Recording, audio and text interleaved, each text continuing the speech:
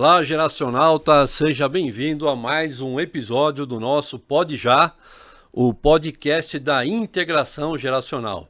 Aqui você sabe, não tem privilégio e nem preconceito de idade, é todo mundo junto numa integração para que o nosso longeviver seja com grande qualidade.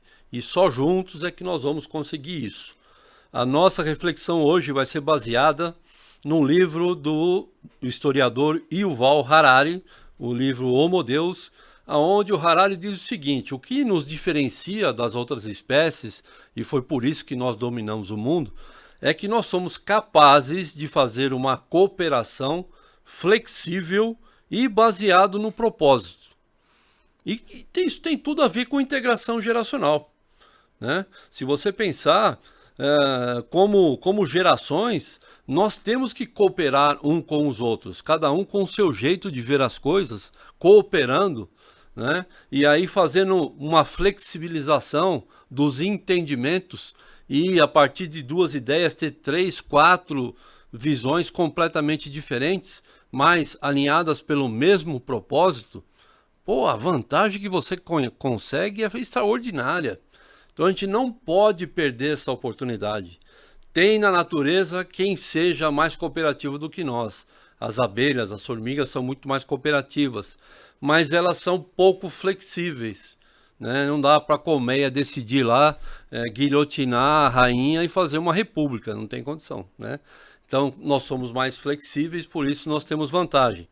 E nós somos mais conectivos, né? Os bonobos, por exemplo, são tão cooperativos quanto nós, só que eles têm que confiar muito um no outro e aí acaba se restringindo a pequenos grupos.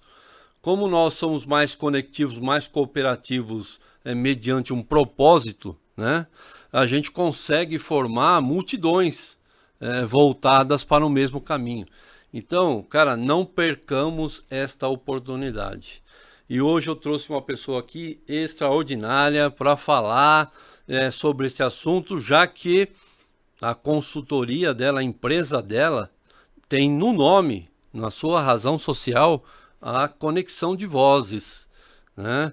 E Lacan disse que, na opinião dele, deveria mudar o nome, não deveria ser ser humano, deveria ser falante, porque isso faz uma diferença muito grande. Nós somos a única espécie do mundo que conversa, né? Os animais trocam comunicação, mas nós conversamos.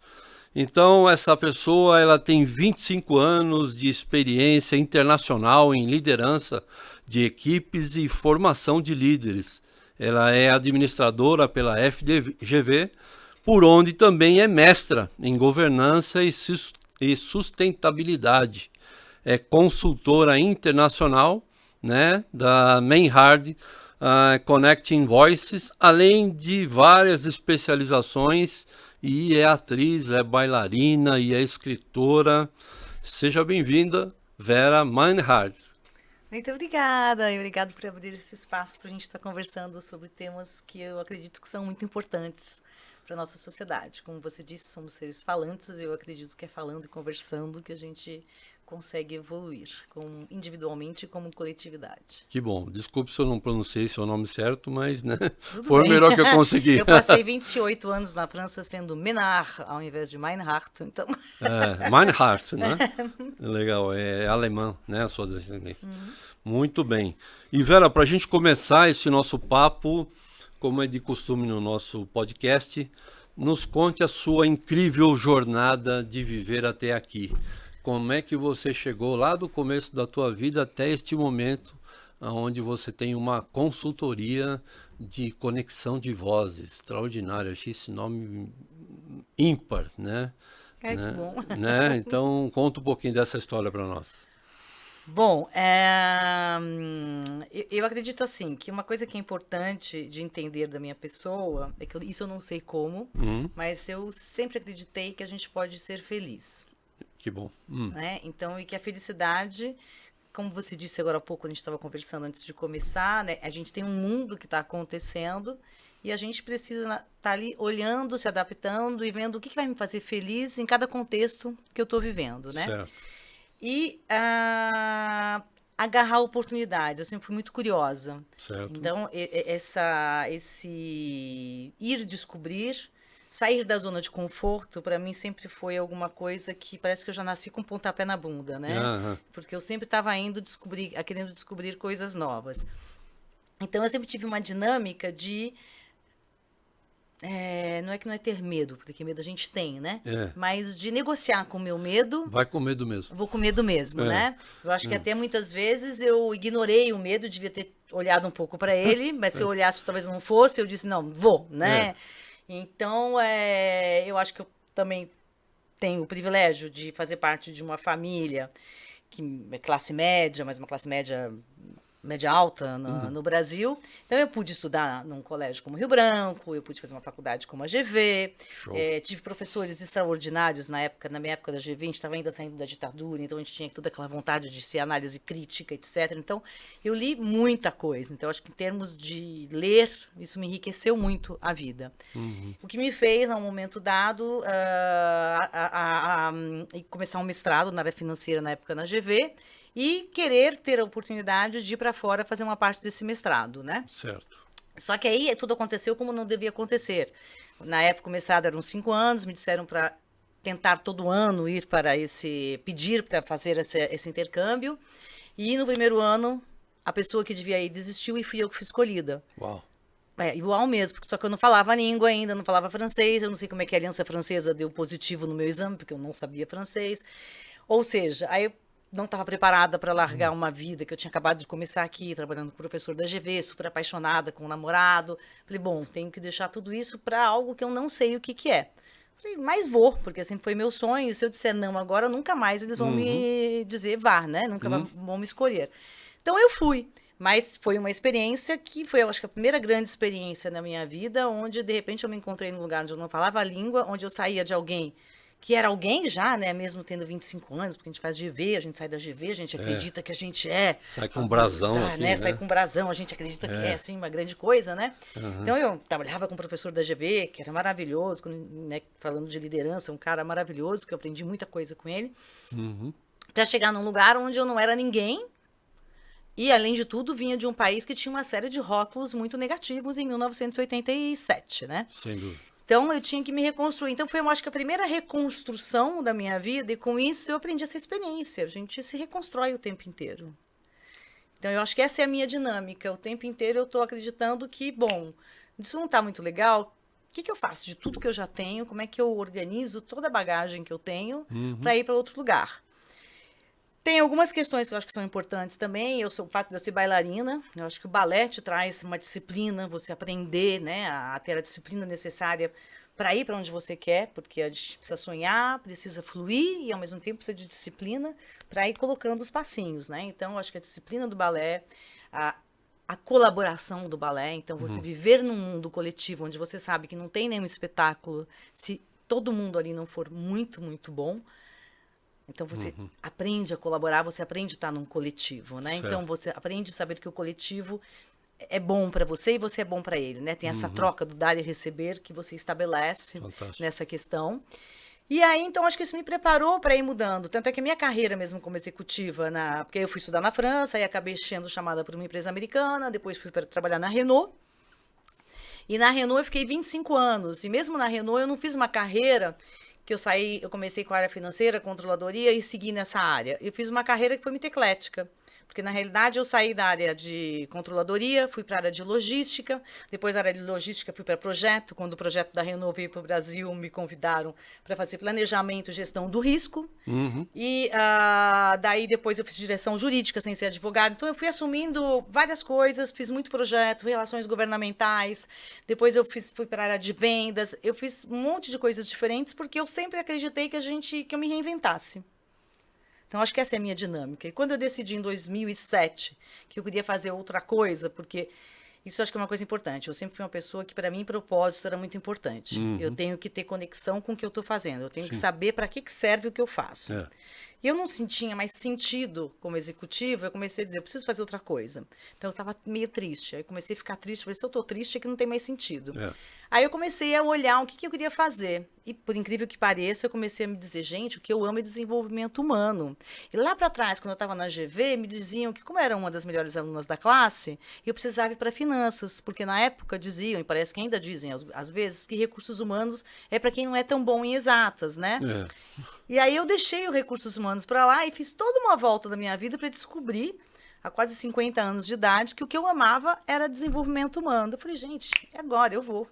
Eu vou para esse lugar, eu vou estudar, eu vou me reinventar e vou trabalhar na área de desenvolvimento humano, porque eu acredito que a gente precisa mudar alguma coisa nas organizações, eu acredito que a gente precisa ter mais humanização, cuidar mais do bem-estar das pessoas, precisamos, como você disse, nos conectar mais, tem alguma coisa que está faltando aí.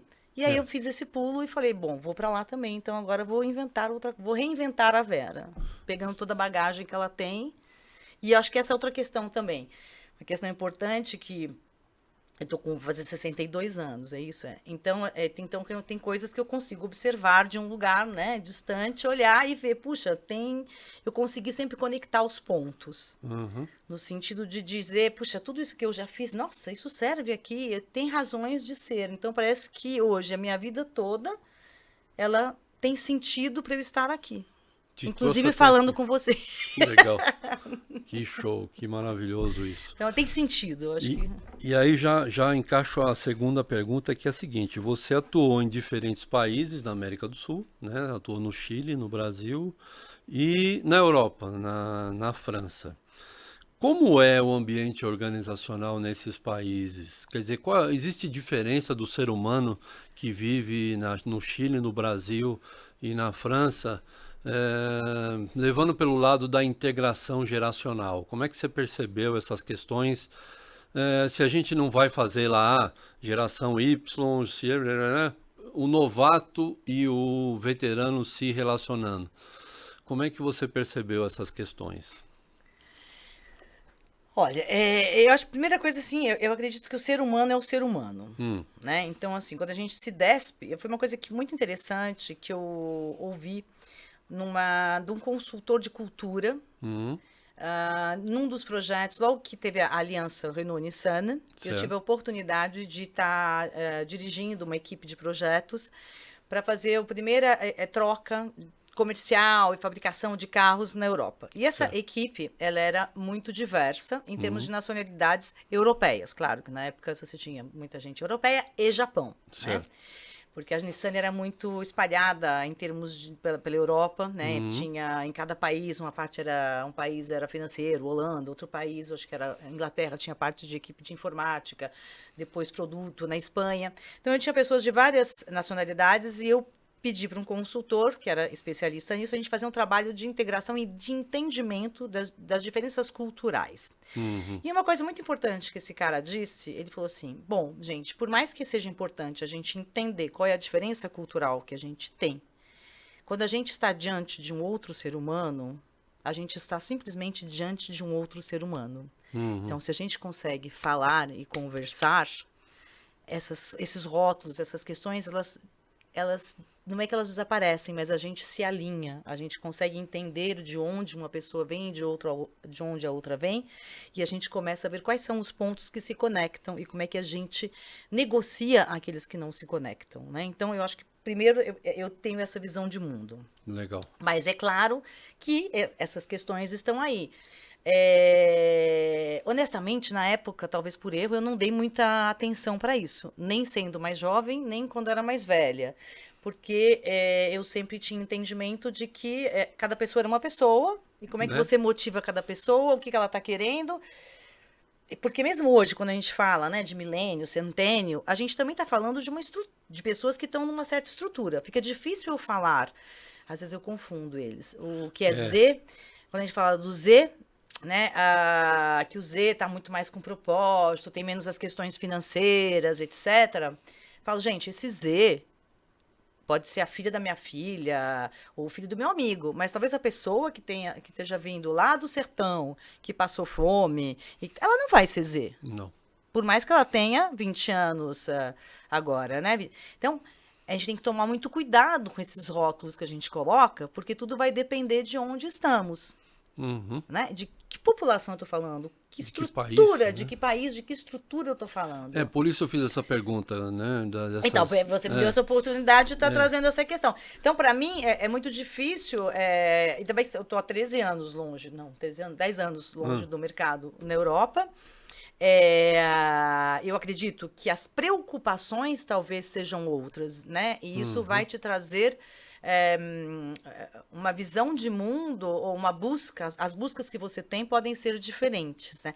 Então, quando você olha para uma Europa hoje, se você olhar para a França, para a população francesa que nasceu lá, que vive os benefícios ainda de uma França, que é um país que eu adoro e que é muito bem organizado, que é um dos países, tirando os países nórdicos que eu não conheço, eu acho que a França é o país que mais tem um entendimento do que é ter uma igualdade, da importância da igualdade social, né? Ou de um menos desequilíbrio social. Então, isso é uma questão. Quando você vai ver as pessoas que estão lá, que são refugiados, que estão numa outra condição, essas pessoas vão entrar no mercado do trabalho com outras necessidades. Então, eu tenho muita dificuldade em responder uma questão, né, de qual é a diferença? A diferença são as pessoas e os momentos que elas estão vivendo, da classe social de onde elas vêm, né, da religião que elas vêm também. Se você falar de um muçulmano, ou de uma pessoa laica na França, ou de uma pessoa católica, as questões também vão ser diferentes. Então, eu sinto muito, talvez a gente decepcionar, não sei responder muito bem essa questão. Eu tenho impressão, negar que existem preconceitos seria uma bobagem, né? O ser humano é preconceituoso de natureza, né? O nosso cérebro cria um preconceito logo que ele vê qualquer tipo de coisa. Então existe o preconceito sem dúvida nenhuma e ele atrapalha bastante. Mas existem outras questões que envolvem a relação entre dois seres humanos que deveria estar acima disso tudo, né? Deveria deixar essas questões todas num plano muito menor, né? Com muito menos peso, né? Porque o contexto em que você vive socialmente, como esse exemplo que você deu, por francês, que já é francês há várias gerações, a França é maravilhosa. Por refugiado, não sei como é que vai ser, né? Embora a França seja um país que aceitou todo mundo, né? Diferente da Itália, que falou não quero, né? Como é que vai ser isso, né? Como é que eles vão se inserir no ambiente de trabalho? Que oportunidades vão ser dadas para eles? Como é que o francês vai ver essa outra pessoa tomando o lugar deles, né?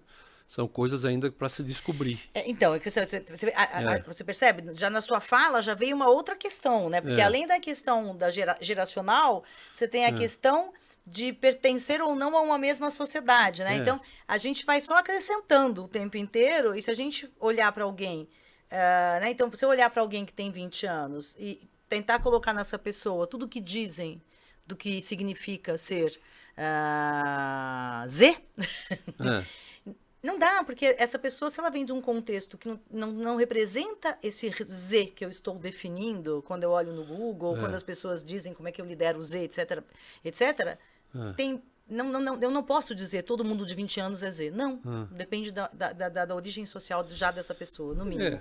Porque você vê aqui no Brasil, por exemplo, vamos falar da geração Z. Nossa, a geração Z, ela é muito mais despojada, né?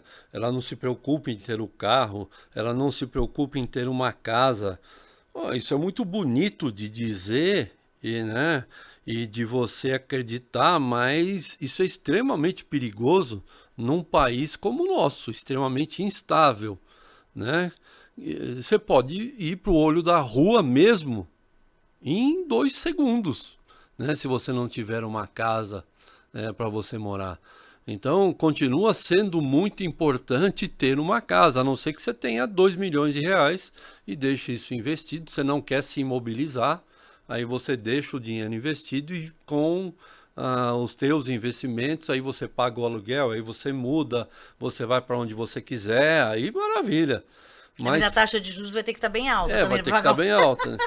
Mas deixar de se... Não, olha, nós não nos preocupamos com aquilo que é material, porque nós somos uma geração que é despojada do ter, porque nós nos preocupamos com o ser. Olha, esse é um mundo vendido que é um mundo que de um pouquinho diferente desse que a gente vive, principalmente no Brasil, que não é um mundo para amadores, não. É um mundo extremamente cruel. Tem duas Né? coisas aqui, né, Não. no que você está dizendo, né? A primeira coisa que você trouxe, que eu volto um pouco à pergunta anterior que você acaba de falar, do mundo, o Brasil talvez seja um pouco mais cruel, né? Como mundo, essa é uma diferença fundamental, talvez, que eu vi entre a França e o Brasil. Então, vou citar Aham. mais a França e o Brasil, que eu tenho maior conhecimento, realmente eu trabalhei muito mais nos dois países, né? Certo. Eu me sinto uma pessoa muito privilegiada, porque eu pude ser muito dentro de uma empresa como a Renault, Uhum. porque eu tinha um risco mínimo de ser mandada embora. Na Uhum. realidade, até acho que na época era impossível alguém te mandar embora numa organização. Então, a segurança que eu tinha no trabalho, muitas vezes a gente pode pensar, isso te deixa mais estacionada. Não, eu voei, eu fiz um monte de Né? coisa porque eu tinha certeza que eu podia expressar o que eu acreditava, eu podia trazer a minha contribuição.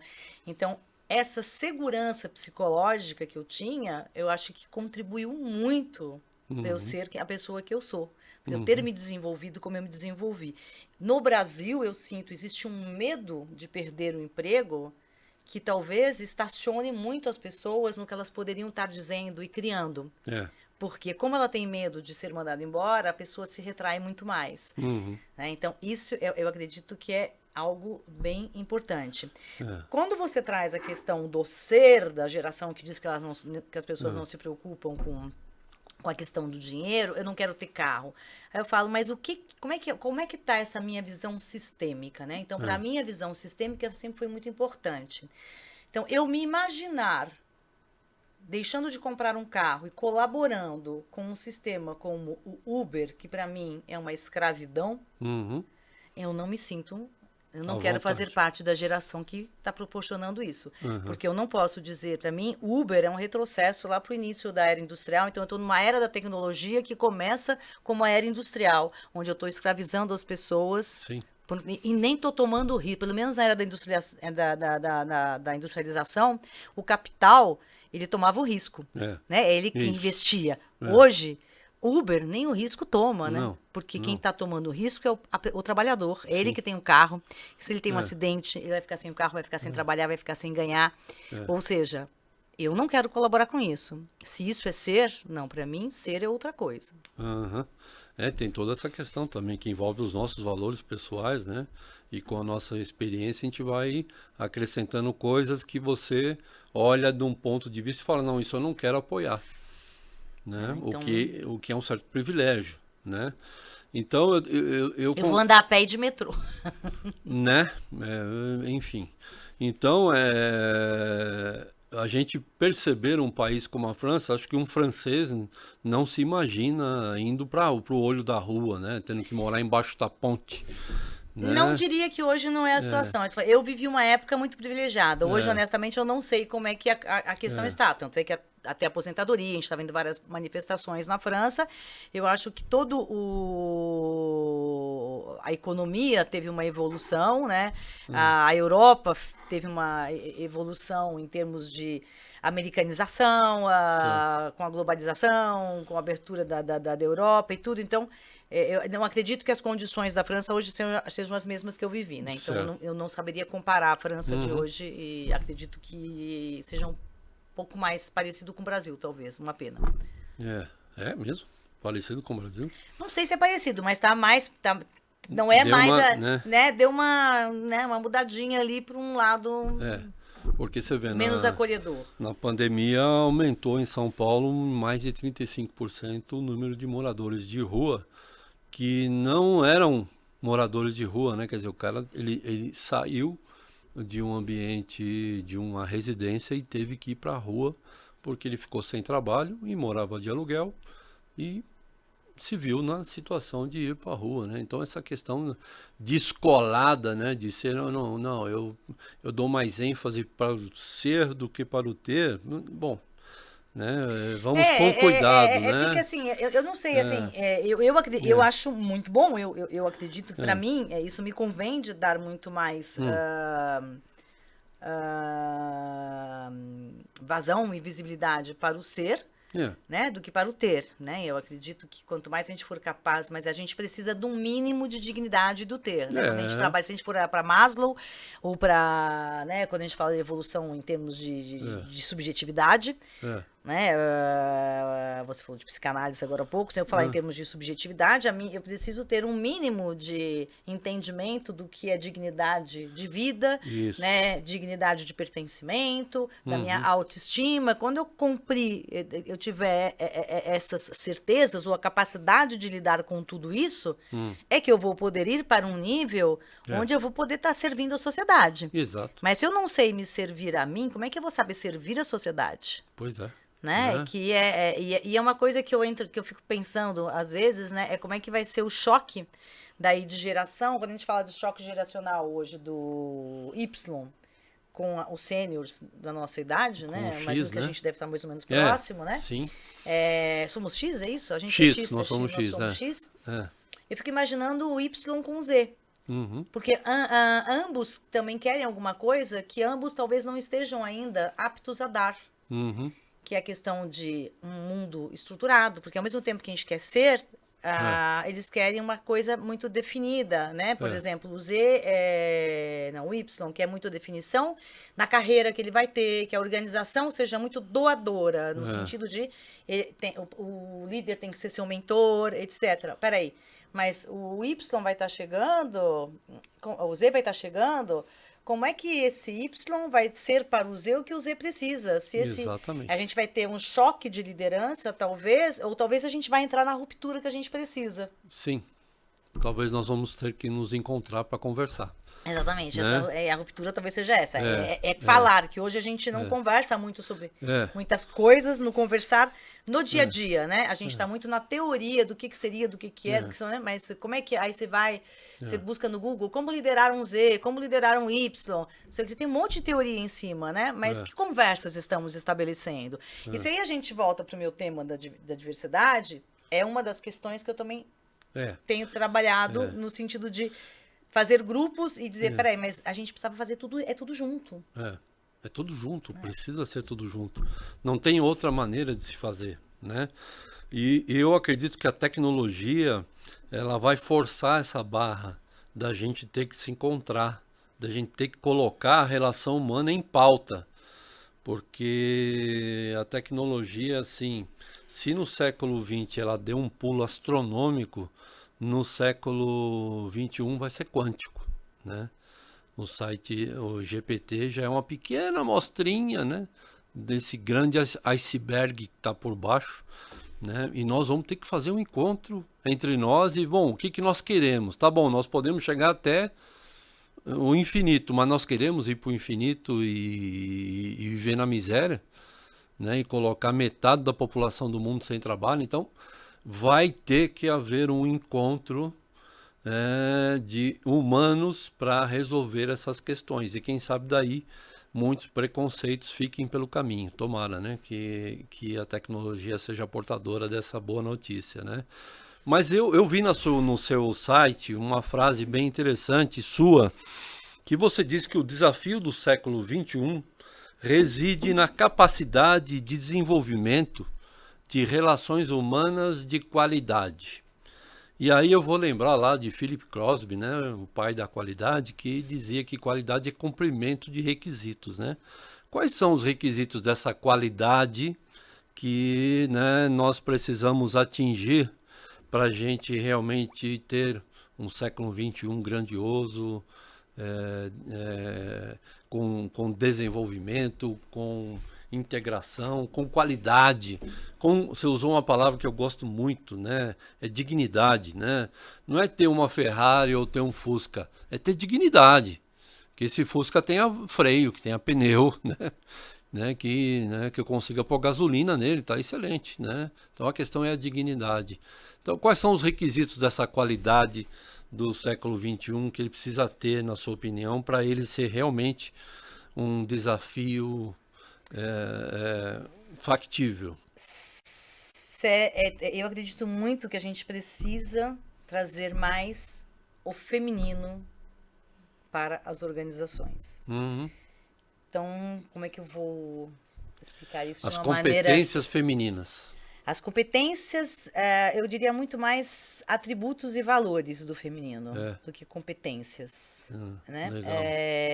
Então, vamos lá. Tem um amigo meu, Claudio Tomanini, um grande abraço, que ele fez um episódio aqui com a gente, professor da GV também, de MBA, que ele, na década de 90, dizia, olha, o futuro reside no fato de termos ou não a capacidade de assumir competências femininas. Então, Tomanini, um abraço. Olha aqui a Vera dizendo que você estava certo. Então, Eu não preciso ver.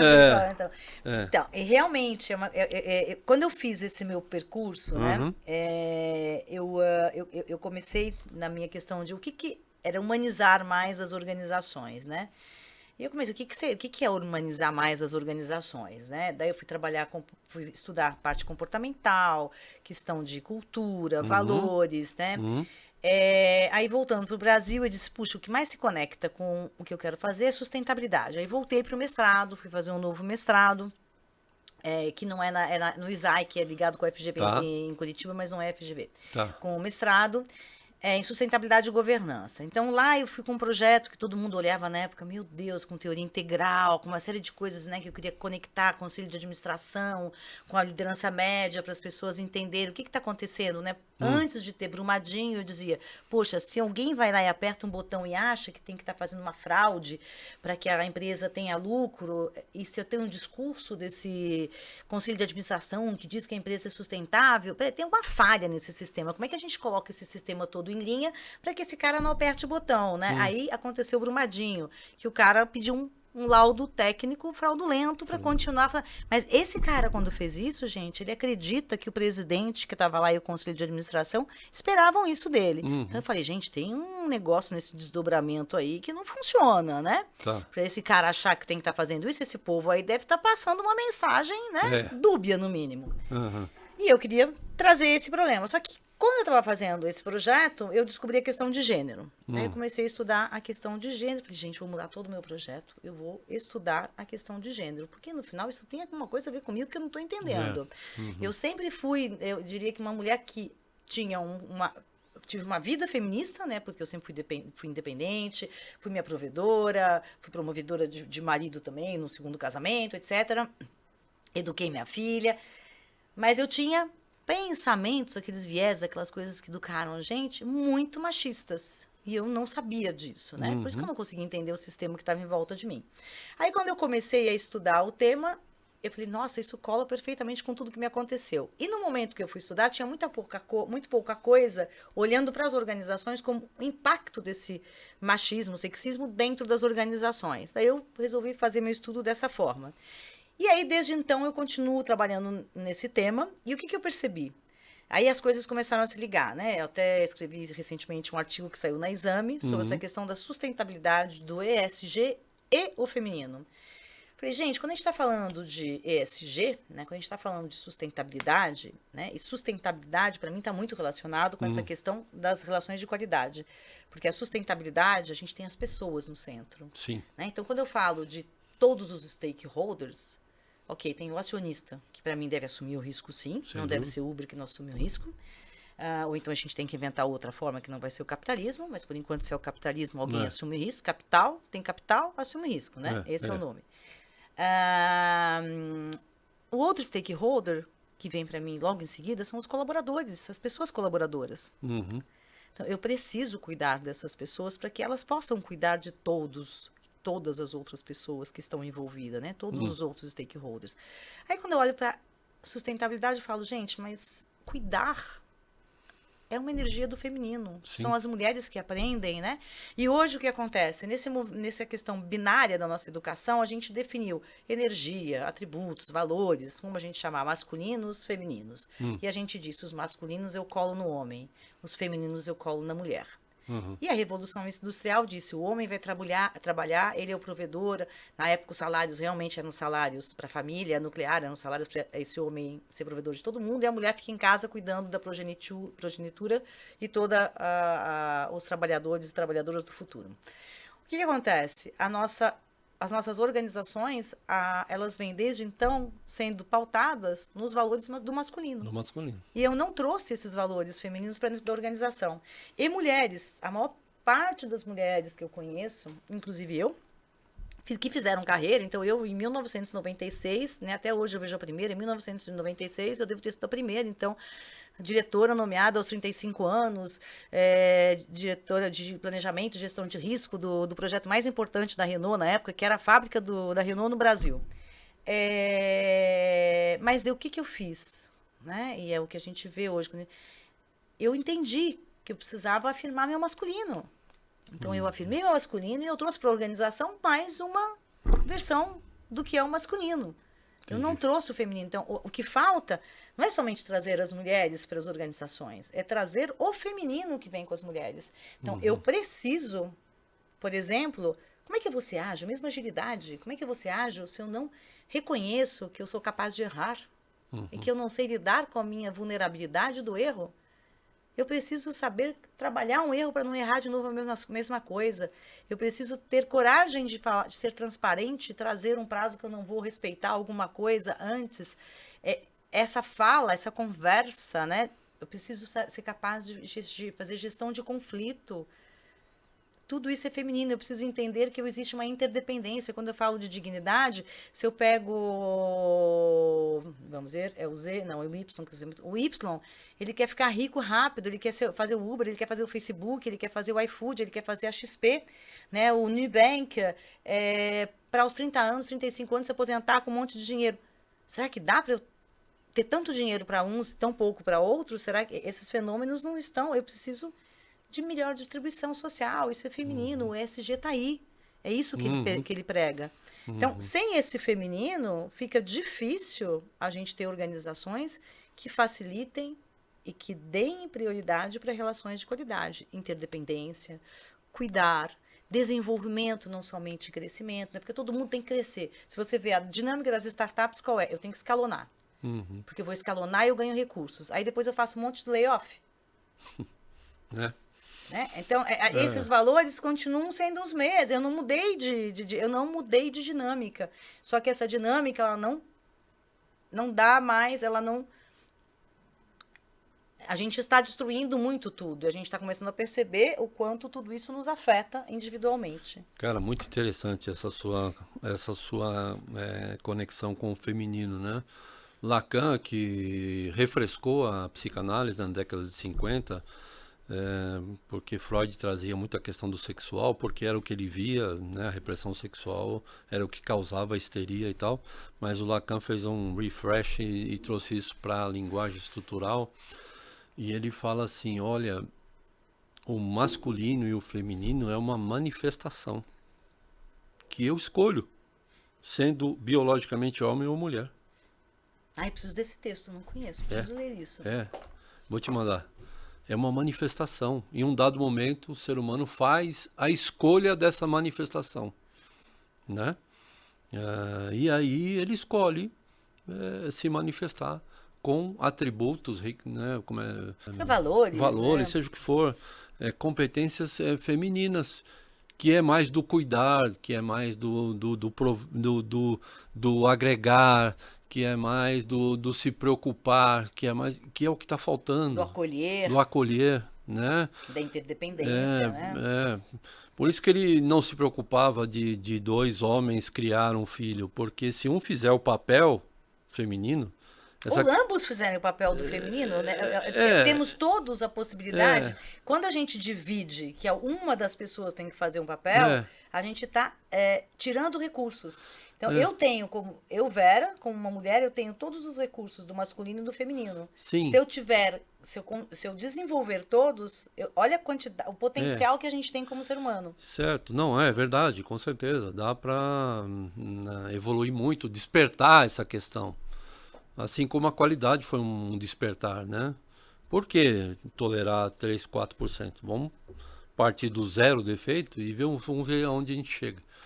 Que é mais ou menos por aí. Então, eu super que apoio essa questão de feminilizar, se existe essa palavra, tudo, empresa, governo, Tudo, Quando eu falo tudo. de organização, eu estou falando de organização de modo geral, porque É, tudo é uma organização, né? De alguma maneira, seja é, uma ONG, seja o que for, a gente está organizado. A família é uma organização, a exatamente. religião é uma organização, né? É. Então, A gente viu aqui no nosso país uma presidente, né?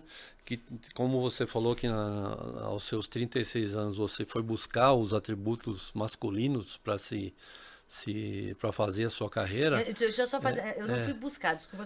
Na realidade, eu manifestou. descobri que eu estava muito preparada, eu tinha É, eles muito bem educados e desenvolvidos dentro de mim. Então, eu tinha essa manifestou. facilidade. Eu pude É, manifestar, é. como dizia Lacan, eu tinha todos os recursos. Eu manifestei quando eu Então, precisei. né? E a nossa presidente também manifestou essa questão muito masculina de ser, né?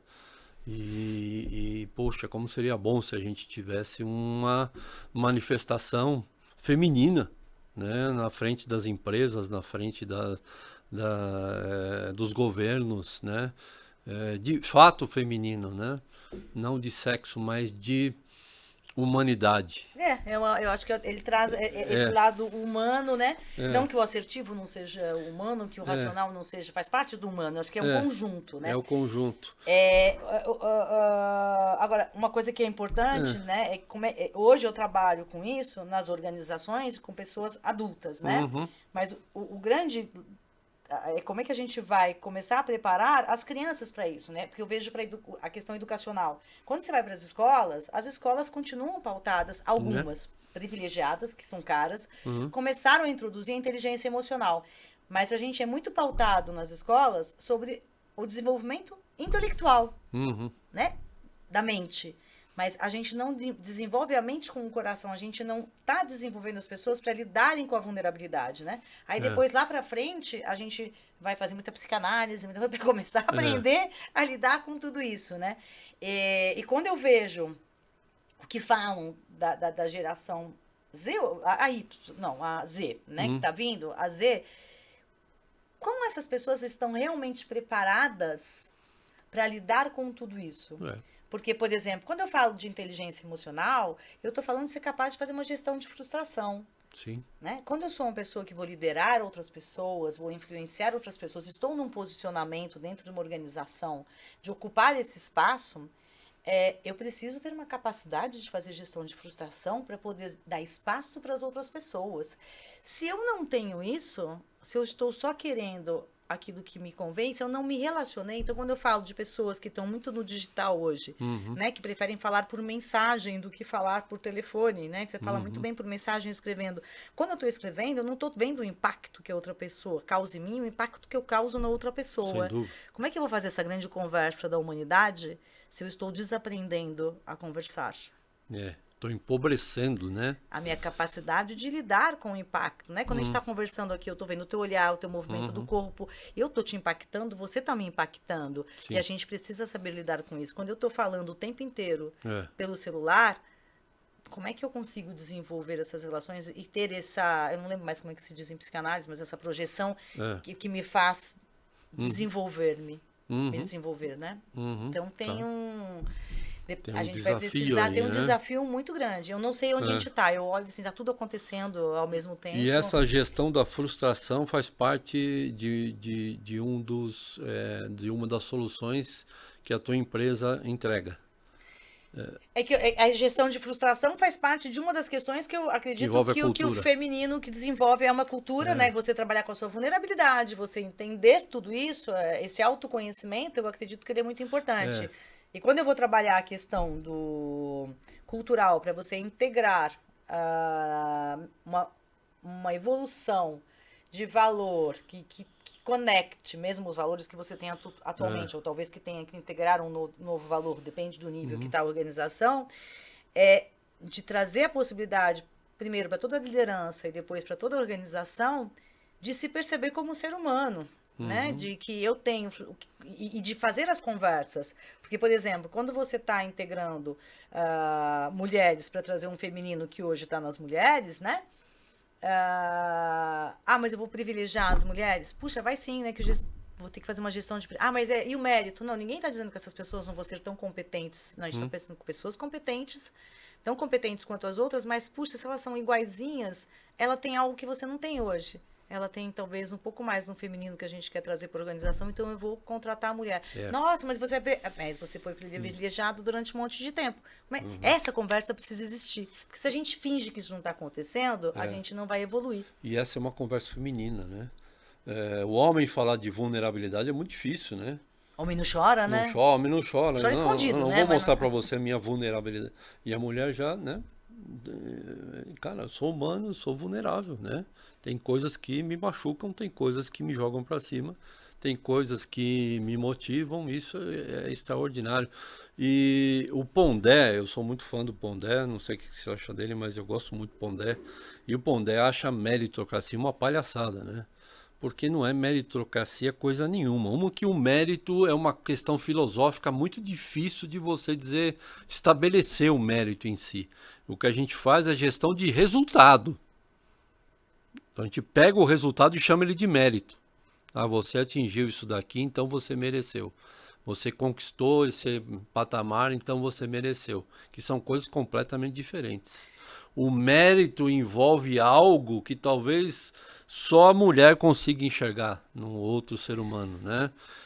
não sei nem se as mulheres estão preparadas para a questão do mérito, né? Porque a questão do mérito, eu trabalho muito essa questão do mérito na questão da inclusão da diversidade, né? Porque se a gente achar que o mérito resolve tudo, o mérito não resolve nada. Não, Justamente o mérito tira a justiça que eu preciso hoje para que o mérito tenha uma certa validade nesse resultado, né?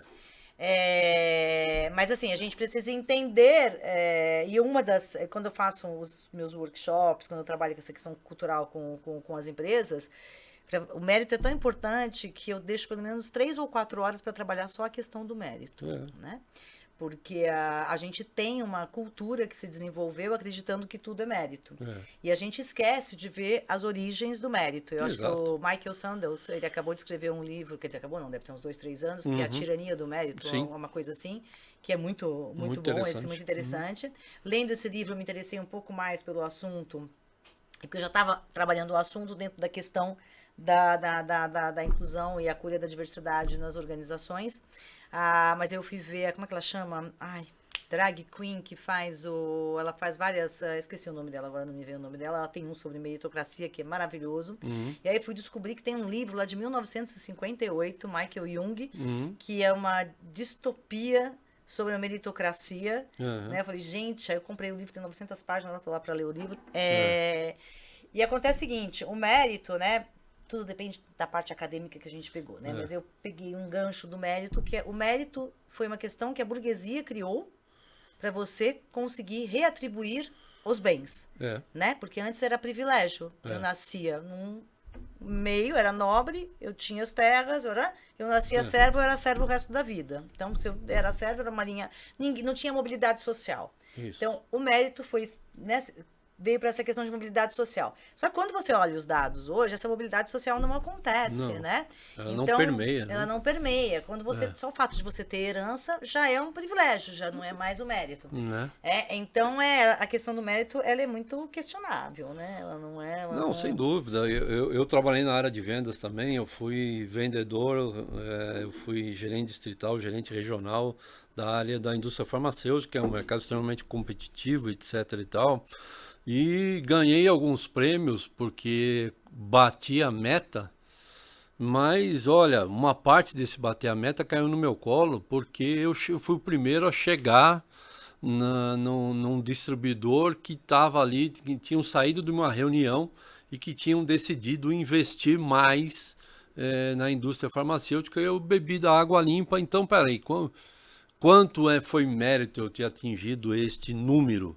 Que foi mérito meu mesmo, é uma coisa assim que sobrepõe o número que foi alcançado, né? Que a gente precisaria levar em consideração se a gente quisesse lidar com o mérito mesmo. Acho muito difícil lidar com mérito. É uma das questões que eu coloco para as pessoas, é justamente isso. Me diga quais são os critérios que permitem você dizer se alguém é privilegiado, se essa pessoa é merecedora ou se essa pessoa está se superando. Né? Aí já... peraí, como é que eu vou parar, né? Porque a gente não é nenhum, nem outro, né? A gente permeia um pouco todos esses lugares, né? Porque eu posso ser privilegiada numa certa situação, eu posso ter tido mérito em uma situação e posso ter tido que me superar. Se eu olhar para mim como mulher, né? Eu sou mulher. Com certeza eu sou privilegiada porque eu sou branca. Então, esse privilégio, ninguém pode dizer que eu não tenho, né? Não é? Eu não preciso atravessar a rua. Quando eu atravesso a rua, ninguém muda de lado da minha rua, ninguém leva um susto se eu chegar, né, de noite na cara da pessoa, que nem um menino que acabou de levar um monte de tiro nos Estados Unidos, de 13 anos, porque ele bateu na porta errada, um homem de 85 anos, branco, acho que nem abriu a porta, viu que era um menino, deu tiro. Atirou porque era uma pessoa preta. Então, esse privilégio eu tenho. Classe média alta, mais um privilégio. Classe média alta, mais um privilégio. Estudei em colégios muito bons. Tive meus pais presentes até meus 19 anos de idade. Depois eles se separaram. Então, tem uma série de coisas que para mim são privilégios que... Então, não dá para você dizer assim, eu conquistei. Não, calma. Não, eu vim de uma... E, ao mesmo tempo, eu sou mulher. Então, com respeito aos meus colegas, por exemplo, no mundo do trabalho... Eu tive que me esforçar muito mais para chegar no mesmo lugar. Então, eu me superei. Não é um mérito, é superação. Superação, pronto. A gente não pode confundir. Aí que tá, a gente confunde muito superação com mérito.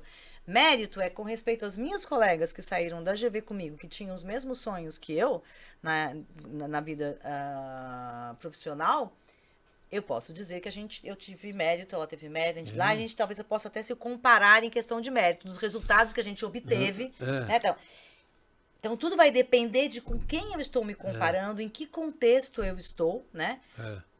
Alguns, com certeza, são mais claros, porque realmente a gente tem questões de discriminações históricas. Então, quando a gente fala de diversidade, de inclusão da diversidade, é inegável que existe um déficit enorme com as pessoas pretas sem dúvida, no mundo inteiro. Né? Porque a gente destruiu a África, muitas pessoas, a África, né, por colonizações, a gente tirou essas pessoas de lá, escravizou essas pessoas aqui. Então, gente, é inegável que eu tenho um déficit enorme, que eu preciso corrigir esse erro histórico. Eu costumo dizer que o racismo, ele foi...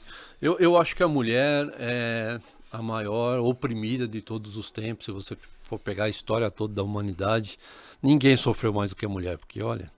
Então, mas aí você coloca a mulher preta, lésbica, vai com alguma deficiência física. Não, você vai. É por isso que eu gosto muito de trabalhar a questão, começar pela questão da mulher nas organizações, justamente porque ela vai trazer todas as intersecções. Né? Então você vai acumulando, e aí quando você vai acumulando tudo isso, você vai percebendo quanta coisa a gente tem para trabalhar. Sim, e parece que o racismo, que talvez seja uma coisa assim mais palpável para todos nós, né? Porque o preconceito em relação à mulher, ele é mais estrutural, né? Ele vem lá da família, né? Do patriarcado, então tem um monte de coisa envolvida, mas o racismo, ele é palpável, assim.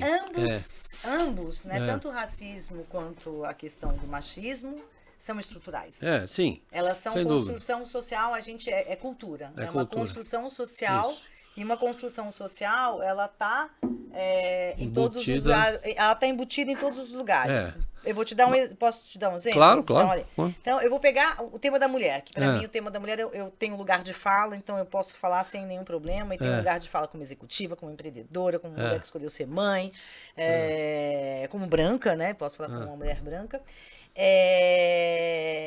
Quando a gente está falando de cultura, a gente está falando de algo que está ali. Na escola. Então, na escola, quando você vai para os livros escolares, Sim. Os livros escolares continuam mostrando o homem como provedor, o homem trabalhando e as mulheres com bebê cuidando das crianças. Então, continua nessa divisão binária. O homem é provedor, a mulher cuida da família. Continua lá. Quando você vai para as propagandas, já teve muita evolução nas propagandas, mas muitas propagandas continuam ainda colocando a mulher ali, ou a propaganda tem uma forçagem que não acontece internamente nas organizações. Ontem eu recebi uma propaganda. Aí as propagandas, o que te chega como produto? Porque você pode estar fazendo a propaganda lá de uma maneira, mas você, quando está vendendo, você está vendendo para um certo público, né? Certo. Então, aí eu comecei a falar, puxa, legal, né? Então, vou pegar Boticário, Natura, todo mundo. As propagandas, tem mulher, tem preta, tem mulher de toda idade, tem tudo que é tipo de mulher. Aí eu falo, puxa, mas por que eu estou vendendo sempre produto de beleza para mulher? Por que que a mulher tem essa obrigação de continuar jovem, né? Porque a gente estava falando de geracional. Sim. A mulher não tem só o preconceito da idade, ela vai sofrer. Aí eu acho que o preconceito mais grave é o preconceito de que estruturalmente na sociedade a mulher deixa de ter valor após os 40 anos.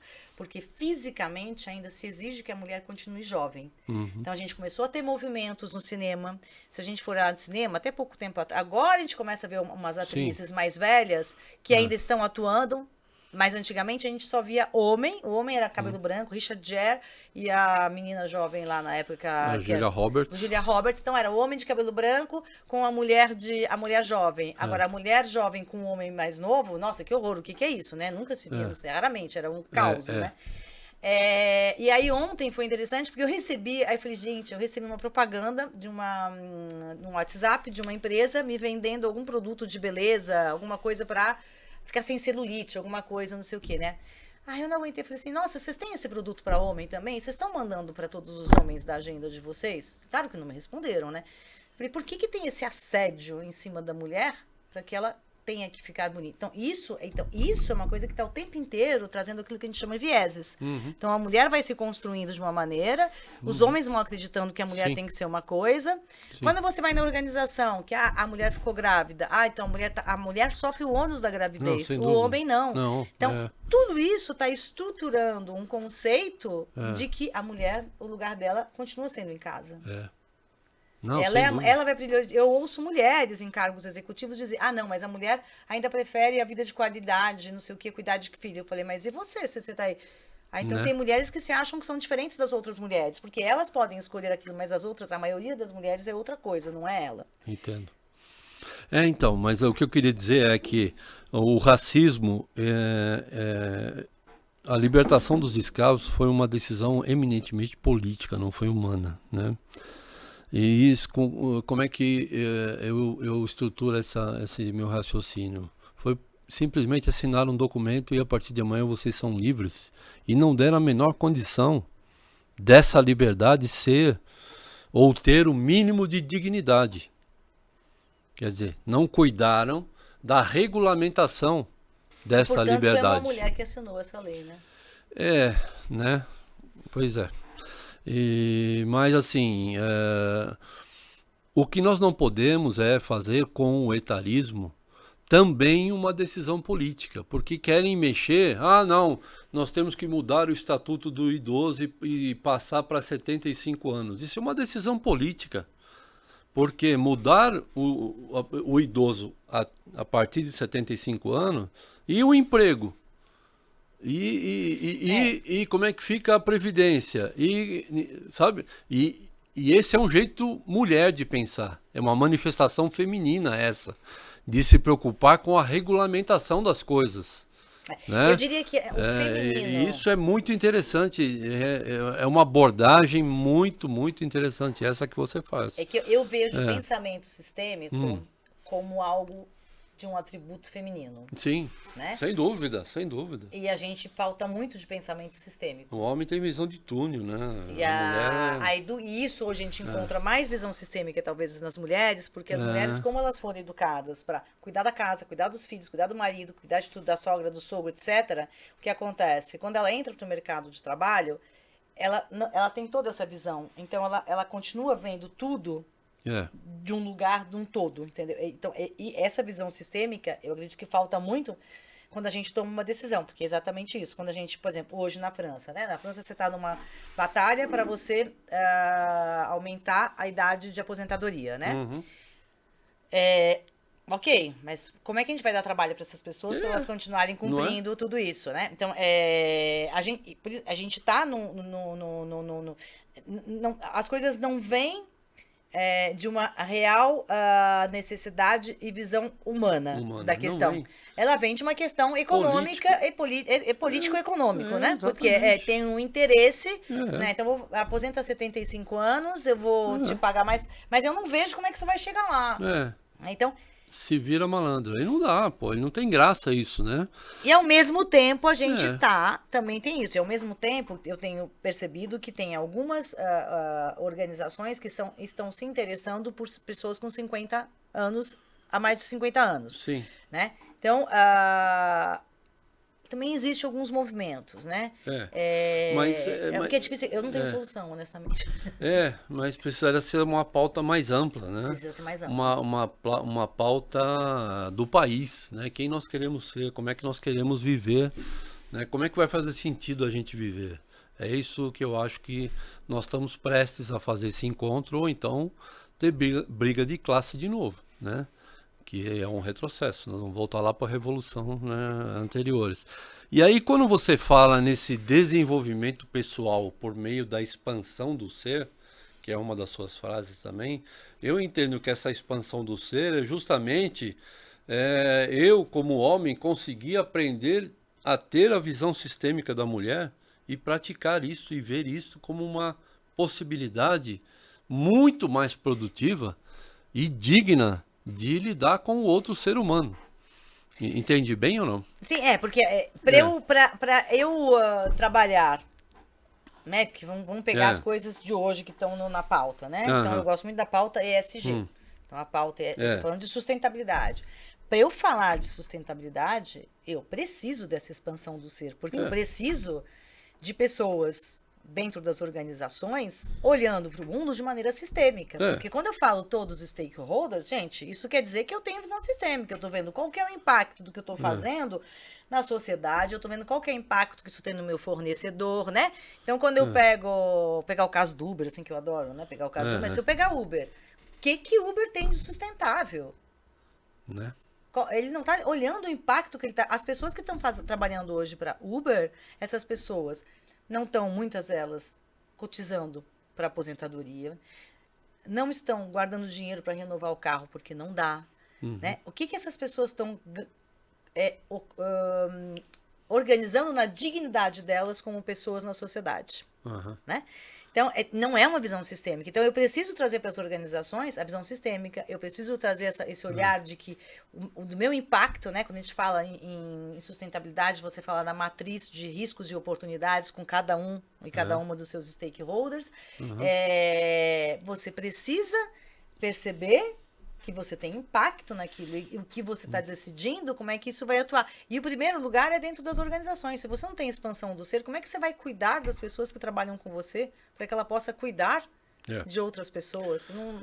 Não tem muito sentido. E expansão do ser, você gosta de psicanálise, né? Para mim, expansão do ser, ela significa autoconhecimento. Eu preciso olhar para mim, ver o que eu valorizo. Não adianta eu seguir modelos de sucesso, que são modelos de sucesso impostos, porque por mais que seja incrível, o modelo de sucesso ainda continua sendo, no nosso mundo, ser CEO. Né? Eu vejo muito no LinkedIn CEO de uma pessoa só, numa empresa só. Né? Porque ser CEO é um projeto, né? Ainda é o negócio enquanto a gente tiver só um modelo de sucesso, fica difícil dizer, eu quero trabalhar como analista, especialista, né? Mas eu quero um salário decente.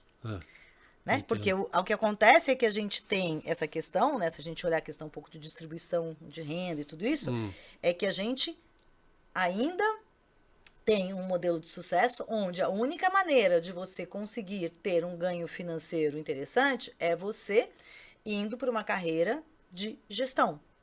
Né? Então, liderança, você coordenadora, presidente, vice-presidente. Né? O que acontece é que nem todo mundo nasceu para fazer isso. Para eu liderar pessoas, eu preciso gostar de pessoas. Né? Quando a gente está num lugar, né, que o meu único objetivo é de ter ser milionário aos 30 anos, será que eu estou preocupado em gostar das pessoas no meio do caminho? Até essa questão da liderança que você tocou agora me traz aqui uma pergunta que eu queria te fazer. Essa democratização do conhecimento, né, esse acesso fácil ao conhecimento que nós temos hoje, tirou um pouco do ar os gurus, né? Antigamente você tinha os gurus que falavam, eles vinham dar palestras e tal. Agora isso democratizou, está disponível na internet, você vai em Harvard, você vai onde você quiser, vê quem você quiser falando, etc. e tal. Somado a isso, essa questão da democratização, você tem cada vez mais normatizações dentro da organização. Por exemplo, ESGs da vida, que normatiza, olha, para ser sustentável, tem que ser assim, é assim que se faz, etc. e tal. Isso vai acabar substituindo o líder? Nossa, que ufa, deixa eu conseguir pegar o gancho que você, Né? nessa bigode. Bom, primeira coisa assim, eu não É. vejo o ESG como uma normatização. É. ESG eu vejo como uma cultura, Hum, uma maneira de trabalhar, hum, né? Então, se eu normatizar, eu estou falando de meio ambiente só. Então, eu vejo a sustentabilidade, né, e o social e essa governança como uma maneira da gente se organizar, viver e de voltar. Outro dia no fórum de ESG, tinha esqueci o nome dela, acho que é do Sírio-Libanês, do hospital, que disse, nossa, se a gente olhar no CNPJ das empresas, está escrito razão social. Por que será que é razão social? eu falo isso É porque sempre. a gente tem um impacto Tem que social, ter, né? né? Então a gente tem que ter isso daí. Então, quando eu vejo isso como um modo de funcionamento, eu acredito que talvez a liderança, né, hierárquica no sentido do poder, da carteirada, de ocupar. Eu acredito que isso já está demodé, já está fora de moda há muito tempo, né? Só que ainda está por aí, né? Eu acredito muito mais na liderança como uma liderança pelo teu conhecimento, mas o conhecimento, quando eu falo de conhecimento, eu estou falando de autoconhecimento também. Essa capacidade de você agregar, porque eu acho que a gente sempre, só que eu vejo isso de uma maneira mais móvel, né? De um lugar onde talvez eu seja boa para liderar isso nesse momento, talvez uma outra pessoa seja boa para liderar naquele outro momento, né?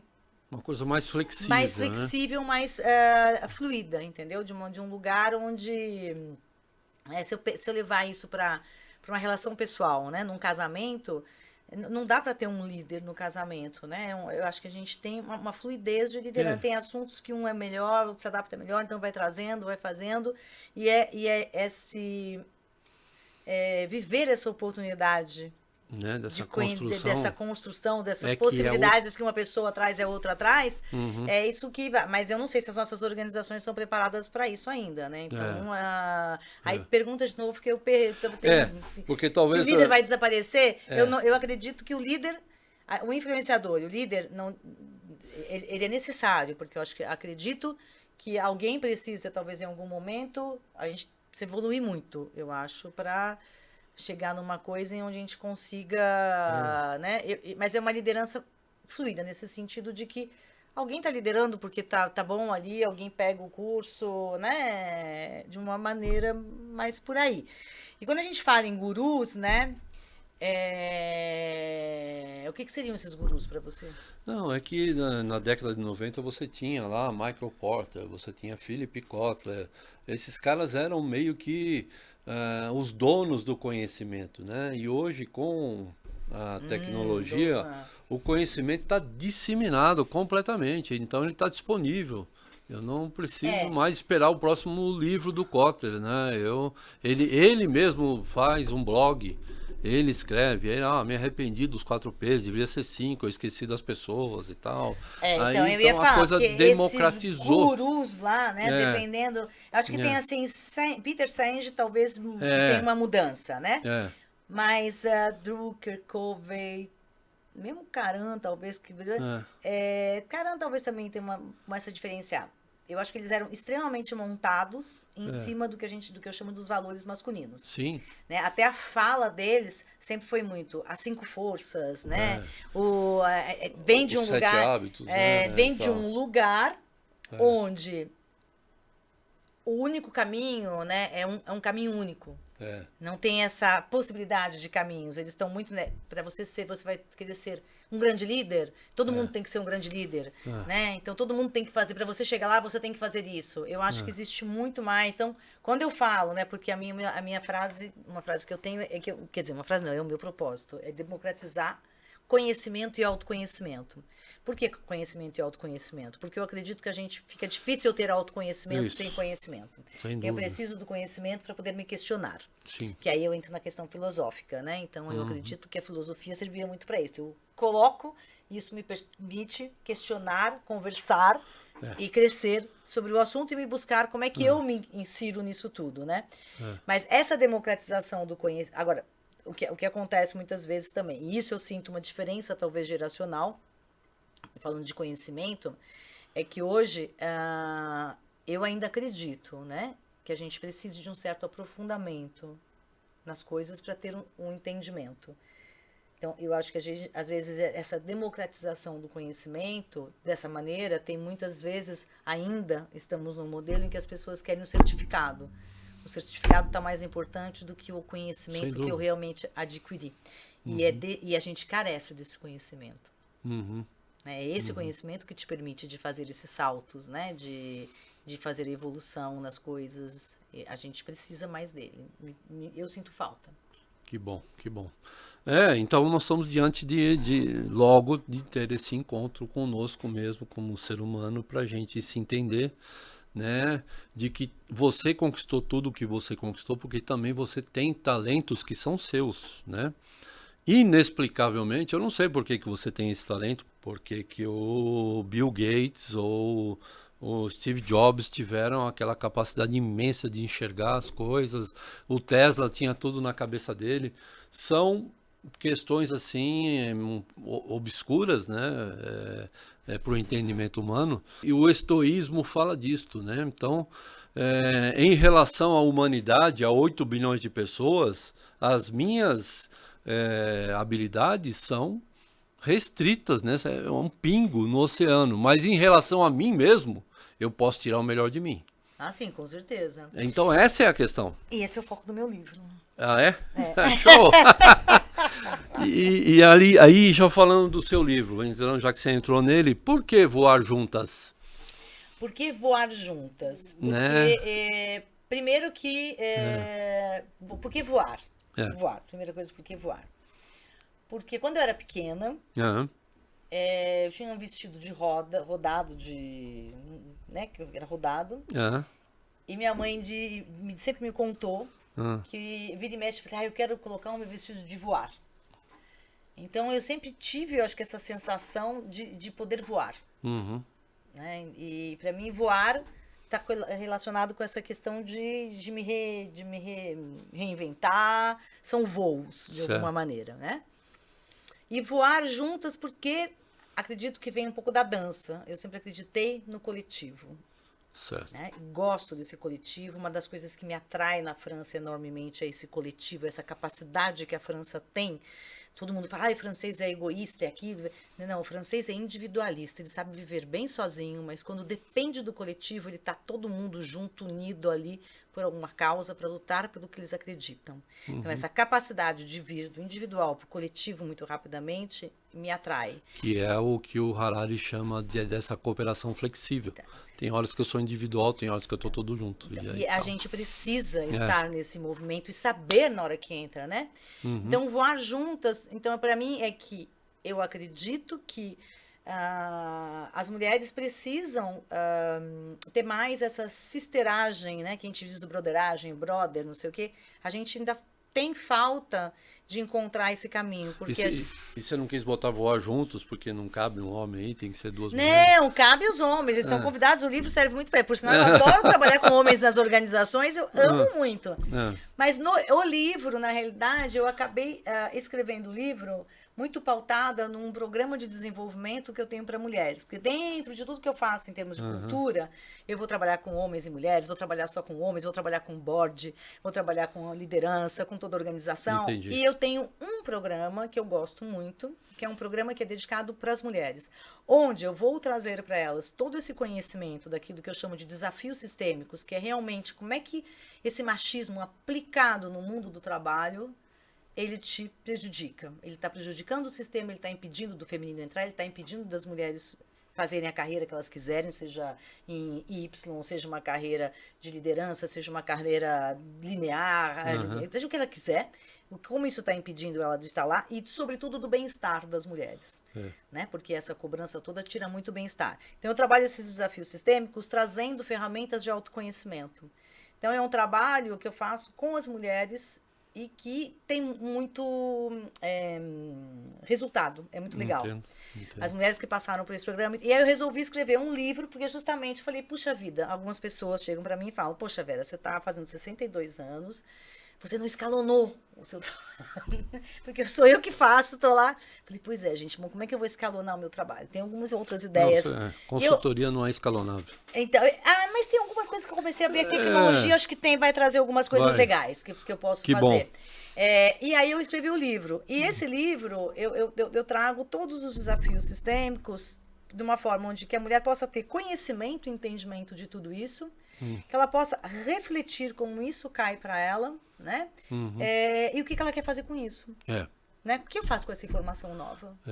Eu acho fantástico, fantástico. Porque, como eu te disse, eu acho que a mulher, de todos os seres humanos, foi o que mais sofreu com relação a preconceito, cerceamento.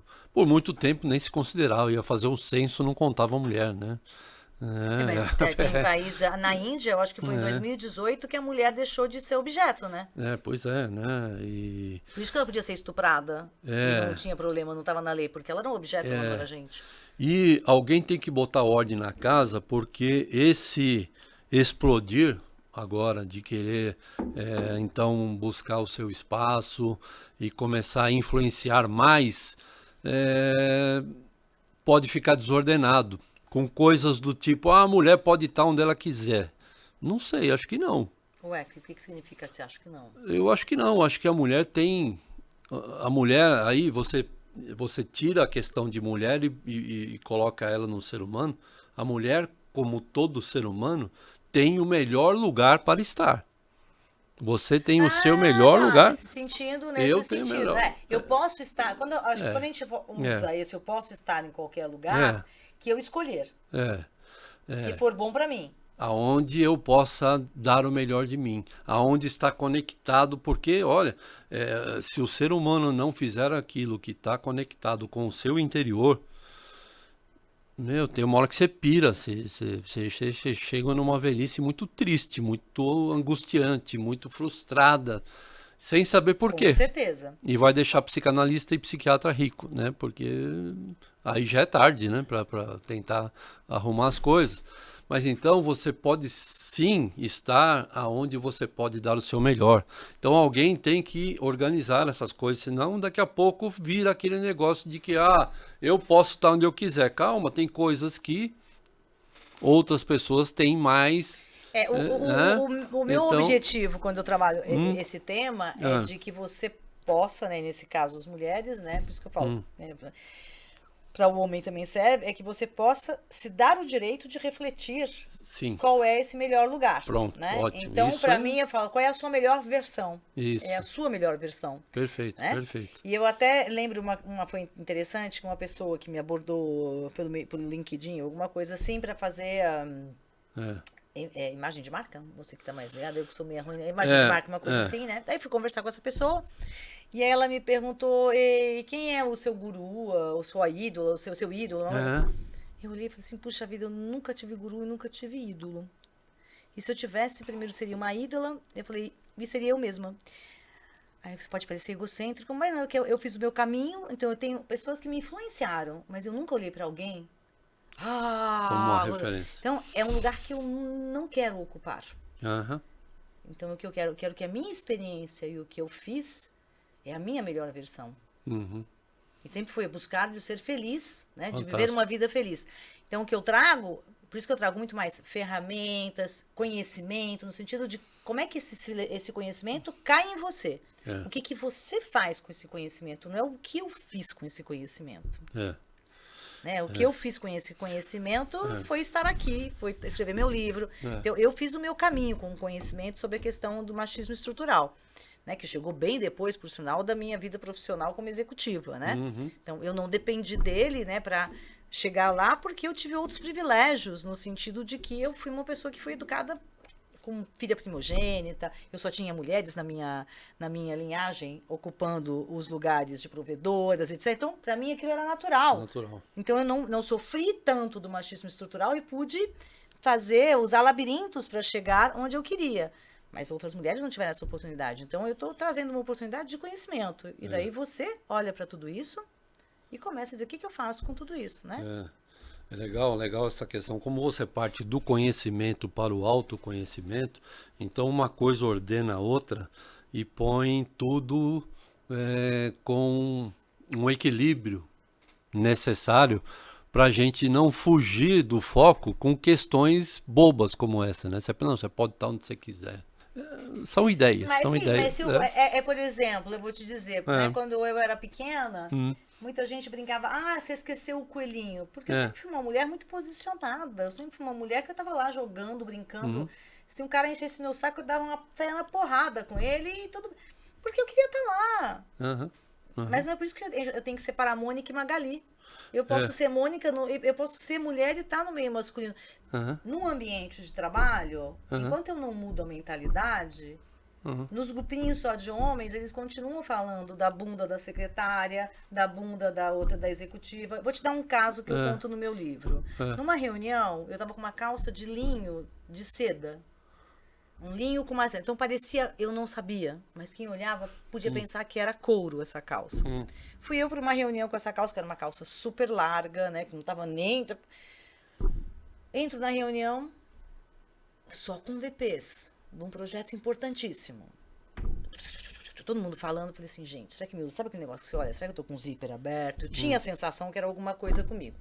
Fiquei quieta esperando, porque eu já tinha técnica... de não vou falar enquanto... Não, deixa todo mundo, de repente, eles se tocam, que tem uma mulher para falar ali de um assunto que é importantíssimo para a decisão de um projeto importantíssimo. Querem ouvir? Então tá bom. Sobraram 10 minutos, então vou acelerar e decidam rápido. Porque eu não dava cancha, não. Aí, 2 semanas depois, eu venho com essa mesma roupa. Encontro um colega meu, que era na direção de comunicação. Ele fala, nossa, essa é a calça de couro que deu tanto o que falar. Eu falo, que calça de couro? Essa que você tá. Eu falei, não, essa calça não é couro. Vem aqui, toca aqui, olha que molinho. É linho, só que é linho com seda. Então, eu falei, nossa, Vera, todo mundo, os caras só falavam da tua calça de couro. E eu era autoexecutiva. Eu já tinha 40 anos, ou 42 anos. Até eu tava falando com uma mulher outro dia que filha é jogadora de futebol. Eu falei, nossa, eu quero muito uma oportunidade de falar em CBF, que a gente precisa trabalhar a questão de gênero na CBF, porque senão daqui a pouco todos os jogadores vão estar presos. A gente já teve Robinho na Itália, a gente tem Daniel agora na Espanha. Quantos mais a gente vai precisar aprender para começar a entender que a testosterona não é por nada, é educação. Enfim. Deixa eu te fazer algumas perguntas aqui relacionadas ao nosso país. Como falar do mundo sustentável no Brasil, hein? Como falar do mundo sustentável no Brasil? Eu acredito que um dos lugares que a gente tem que começar a falar de sustentabilidade no Brasil é na sociedade, né? Isso começa pelo governo, pelo mundo político, porque, por exemplo, a gente tem um país em que a gente não tem 100% de saneamento básico, não dá para ser sustentável, né? Então, é um país que gasta muito com doenças que vêm de questões sanitárias, né? Porque não tem esgoto, é um grande problema. Então, a gente tem questões estruturais do país para resolver. E aí, eu me pergunto como é que as organizações privadas podem se associar, né? Para a gente fazer isso. Não privatizar, porque eu não acredito que a privatização... Eu gosto de economia mista em alguns assuntos. Eu não acredito, por exemplo, tenho, como ele chama, Tarcísio, querendo privatizar a Sabesp em São Paulo. Eu sou completamente contra essa privatização, porque a gente vai piorar o problema, porque eles vão colocar saneamento lá onde alguém pode pagar. Lá onde não pode pagar vai ficar difícil, né? E num país como o Brasil, que não tem órgãos reguladores realmente confiáveis, por exemplo, Enel, o órgão regulador da eletricidade, que eu acho que é 156, liga lá, esse número não existe mais. Não existe, né? Então, você não tem órgão regulador. Num país como a França, que você tem algumas coisas que são privatizadas e que você tem órgãos reguladores que funcionam, é uma coisa. Então, no Brasil, você tem muitas questões básicas ainda que você precisa regular. O que não impede, em paralelo, que as organizações trabalhem para ser sustentáveis. Né? Então, uma das questões de sustentabilidade nas organizações é a inclusão da diversidade, né? Falando de people, porque eu gosto de pessoas, meu negócio são pessoas, né? Para mim, a questão ambiental deveria ser um básico já, né? Que a gente já deveria, se a gente nasce, se a gente faz alguma coisa, algum produto para a sociedade, eu preciso, no mínimo, respeitar essa sociedade. Então, o ambiental, no mundo privado, para mim, não tem Não tem desculpa não seguir. O que a gente precisa hoje, eu acredito, é olhar para a questão das pessoas, Não, né? porque eu quero dizer o seguinte, se a gente levar em consideração que 70% do país não tem saneamento básico, o número de pessoas que chegam na organização sem saneamento básico, não vou dizer que 70%, mas ele é significativo. E aí como é que você vai falar de sustentabilidade para esse cara aqui, Exatamente, exatamente. Quando eu falo cuidar da minha população, né? significa como é que eu posso pedir para um cara abraçar a árvore, o rio, se ele mesmo vive num lugar cheio de lixo? Né? Não tem condição, né? É. A pandemia serviu para algumas coisas, né? Porque quando a gente fez home office, né, eu ouvi alguns presidentes, nossa, mas eu não sabia que tinha gente que não tinha internet em casa. Falei, pois é, não dá para pagar, né, com o salário que vocês pagam, né? Né? Então, daí isso começou a criar uma certa consciência, né, de algumas coisas. Então, esse lugar. Então, quando você fala, por exemplo, né? Muitas empresas ainda confundem o social só com fazer coisas no entorno da empresa, né? Então, eu vou... tem mulheres, aqui tem uma favela, não sei o quê, então eu vou cuidar disso aqui perto. Não, sustentabilidade social não é isso. O social é cuidar de todas as pessoas.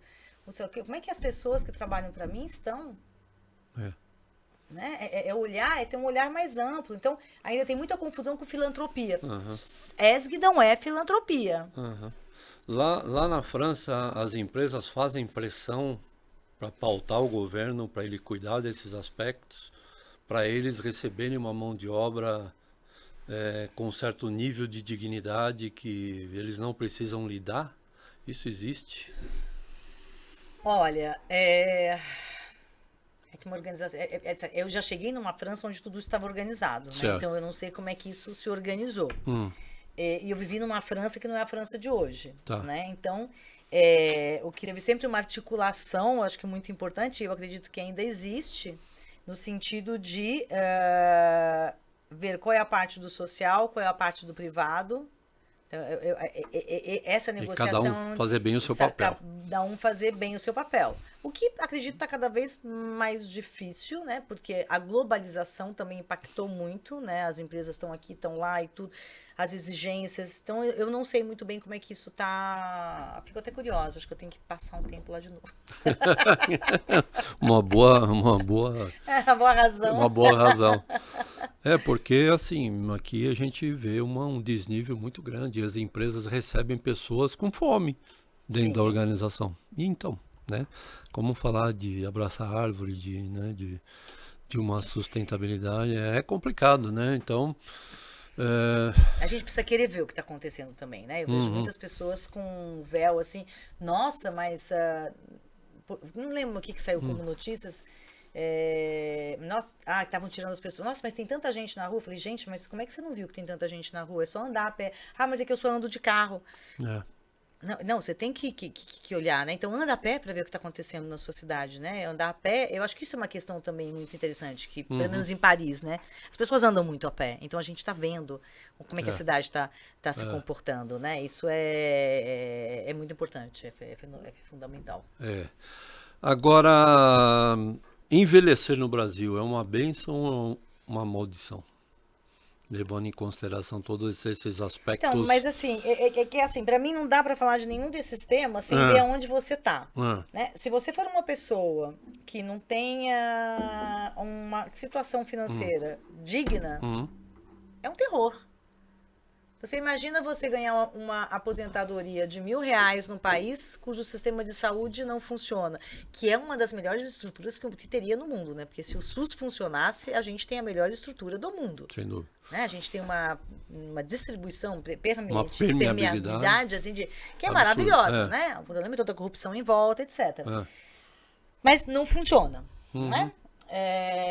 Então, imagina você tem um problema e você depende de um SUS que não pode te atender. Então, é um horror. Agora, você envelhecer no Brasil com muita grana é outra situação. É show. Né? Porque você está aqui, você viaja, você puder... Né? Se bem que a termo é o que eu falo, as pessoas perguntam para mim, Vera, você sente falta do queijo, do vinho na França? Eu falei, não, eu sinto falta da dignidade das pessoas, porque na França, na minha época, não sei como que tá hoje também, Não é a mesma coisa, e a última vez que eu fui, ano passado eu fui em férias, então não vivi exatamente a vida. Fui em agosto, que é um mês diferente. Mas eu sair na rua e ver pessoas morando em barraca na rua, a mim me toca, a mim me faz mal. Sem dúvida. Então, não é uma coisa legal, né? Então, por mais que se eu tivesse muito dinheiro, e eu fosse sair na rua e fosse ver isso, eu não me sentiria confortável. Eu não me sinto confortável comendo super bem e olhando uma série de pessoas passando fome. Então, assim, eu acho que é um país que a gente tem muito para fazer. E eu acredito. Essa é uma manifestação feminina também, né? O quê? Olhar mais sistemicamente e olhar para o que eu tô comendo e o cara do lado quando tá comendo e se sensibilizar. E ela é feminina, não é da mulher, porque eu feminina. estava na sorveteria nesse domingo ainda, ou no sábado, no domingo, e eu vi uma criança vendendo pano de prato, e eu tinha saído do restaurante, eu sempre pego no restaurante, peço para eles organizarem bonitinho num pratinho, porque sempre tem alguém na rua que pode comer. Né? Sobrou, não vou deixar no restaurante, vai pro lixo. Peguei e tava lá, e aí a criança entrou vendendo pano de prato, e eu falei, puxa, eu não tenho dinheiro agora, mas eu tenho isso aqui, acabei de pegar, e era um filé de ancho lá que tinha sobrado e tudo. Falei, puxa, aí o menino, ai, puxa, tia, tô morrendo de fome, você tem colher? Eu falei, não, mas vai pedir lá pras meninas, que se elas não te derem, eu vou lá pedir. E aí eu olhei pra fora e falei, putz, aquela ali é a mãe dele. E a mãe dele tava tomando sorvete, que deram pra ela. Ela não tinha dividido com o filho. O menino foi lá e dividiu a comida com a mãe.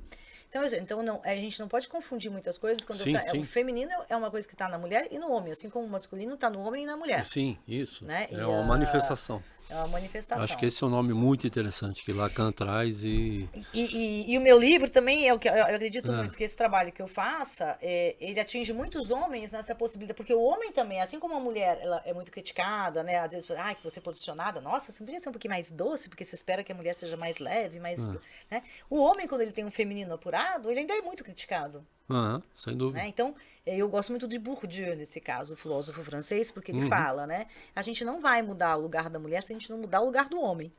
Então, a gente precisa abrir espaço para os dois. A mulher, no espaço determinado para o homem, né? Que é o espaço público, e para o homem na esfera doméstica, e isso integra feminino e masculino em termos de valores. O homem poder expressar as suas emoções vai ser a melhor coisa que a gente pode ter, não é expressar, é ele sentir, ele saber lidar com elas, né? Porque eu não preciso expressar as minhas emoções, sair chorando na rua.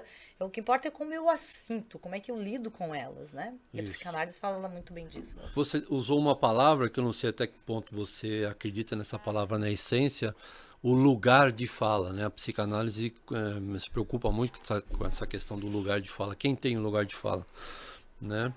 E o lugar de fala pode ser um pouco perigoso, né? Porque se só a mulher puder falar da mulher, de repente a gente perde oportunidades, porque a opinião do homem sobre a mulher também é legal, e vice-versa.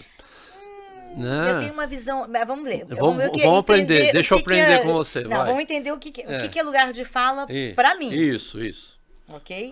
Lugar de fala para mim envolve as dores. Né? Então, por exemplo, eu posso falar do lugar da dor que eu sinto, que eu posso sentir, das opressões que eu sinto como mulher. Certo. Agora, um homem vem me explicar, não, mas eu sei a dor que você sente, eu sei o que você sofre. Ele nunca sofreu. Então, ele pode expressar a opinião e a visão dele sobre o que, mas deixar de lugar, mas ele não precisa vir dizer para mim, eu sei o quanto você sofre. Não, você não sabe o quanto eu sofro, porque você não está no meu lugar para saber o quanto eu sofro. O que você pode me dizer? Puxa, eu sei que existe machismo, né? Eu sei que existe opressão, como você acabou de falar. Eu acho que as mulheres foram uma das mais oprimidas, mas você falar da dor que eu sinto nesse lugar, então para mim o lugar de fala, ele está muito mais na expressão do que como eu me sinto nesse lugar. Tanto é que, por exemplo... Porque, veja só, eu não preciso ser Picasso para entender de arte, para gostar de arte. Né? Então, o lugar de fala pode restringir um pouco nesse aspecto. Não, quem fala de arte é quem pinta. Não, espera, deixa eu falar o que eu acho. Né? Então, a gente tem que tomar cuidado para o lugar de fala, não ficar, porque a questão do gênero trouxe muito essa questão. Não, só nós podemos falar sobre o desafio de LGBT, QIA+. Não, só nós podemos falar, porque nós... Não, acho que a gente poderia conversar a respeito deste assunto. Sim, a gente pode conversar, mas aí tá, de que lugar a gente conversa? Eu acho que é muito mais essa a questão. Então, por exemplo, eu não sou uma pessoa, eu sou hétero, mas eu tenho uma sobrinha que é homossexual. Eu tive o meu padrinho que foi homossexual numa geração em que ele passou a vida inteira dentro do placar do armário. Eu posso dizer o que eu percebi daquilo ali. Mas eu não sei exatamente o que ele sofreu. Não, Então, a conversa é... Tipo, eu vi as dificuldades que ele passou a vida inteira fingindo que tinha uma noiva, né? Sim. Eu vi isso, mas eu sei que ele teve um câncer, que eu acredito que estava relacionado com isso. Tomou remédios durante muito tempo na vida, porque ele tinha questões psicológicas na vida, de ter que esconder isso da família inteira, numa família super religiosa. Então, eu vi isso, disso eu acho que eu posso falar. Mas eu não sei qual é o sofrimento dessas pessoas. É esse o lugar de fala. Eu nunca vou saber a dor de quem acorda todo dia, se sente mulher e está num corpo de homem. Deve ser a pior sensação do mundo, né? Não sei se é. Sei lá, deve ser. Não sei, mas deve ser horrível, deve ser extremamente angustiante. Eu não sei, eu não saberia falar a respeito. Agora, o que eu posso falar é o seguinte, que, olha, você que tem a expressão de gênero feminina, mas o seu órgão é masculino. O que é expressão de gênero feminino? Você tem a manifestação. A identidade de gênero identidade é feminina, mas... É mulher. É mulher. Mas feminino a identidade é mulher. É mulher. E você nasceu com um órgão genital masculino. Eu e você temos que ter educação suficiente para usar um banheiro só. Eu posso dar essa opinião. Então, é isso que eu gostaria de... que não se fechar, vai virar guerra. Então, né? A gente precisa conversar sobre o assunto. Porque hoje em dia você tem várias questões. Banheiro, cada questão já é uma grande questão. Se a gente pensar na questão do banheiro, o banheiro já é uma grande questão. Você teve mulheres estupradas por homens que foram no banheiro de mulheres porque era um banheiro só para todo mundo. Ou porque, então, você tem várias questões. Então, como é que eu preciso conversar sobre tudo isso para ver? Puxa, a melhor questão é ter 3 banheiros, é ter um banheiro só, é ter vários banheiros. Por isso que todo mundo precisa conversar, né? Então, a gente precisa entender qual que é o mais confortável para cada um. E a gente só consegue também olhar para tudo isso ouvindo as pessoas que têm lugar de fala. Exato. Porque aí ela sabe trazer qual é a dor dela, qual é a preocupação dela, etc. Eu como mulher, tendo vivido uma vida muito mais fundada num masculino e num lugar que a sociedade diz que é do homem, né? E que eu fui ocupar, porque também era o lugar que eu queria, eu fui lá e ocupei. Durante muito tempo, sem ter entendimento dessa estrutura machista, eu não sabia onde me sentir. Então, eu sei que eu não era o homem, mas eu também sei que eu não era mulher, porque eu não queria ocupar aquele lugar da mulher. Então, eu não entendia muito bem, né? Eu sou um ser humano, eu descobri que sou um ser humano, mulher. Biologicamente, eu sou um ser humano que tem todas as possibilidades. Agora, quando eu fui estudar a questão de gênero, eu me descobri e me aceitei como mulher. No momento que eu me descobri e me aceitei como mulher, eu comecei a perceber as dores de ser mulher. Porque antes disso, eu nunca saía na rua pensando que eu podia ser estuprada. Eu saía na rua achando que eu era valentona, que podia... De repente, eu falei, não, peraí, existe isso mesmo. Existe isso. Então, eu comecei a perceber que esse lugar me traz alguns medos que o homem não tem. É que é difícil o homem falar disso, né? Sem dúvida. Eu percebi que como é que eu fiz uma super gestão da minha carreira, mesmo decidindo ser mãe. Mas eu tive que fazer uma gestão que, poxa, meus colegas não tiveram que fazer.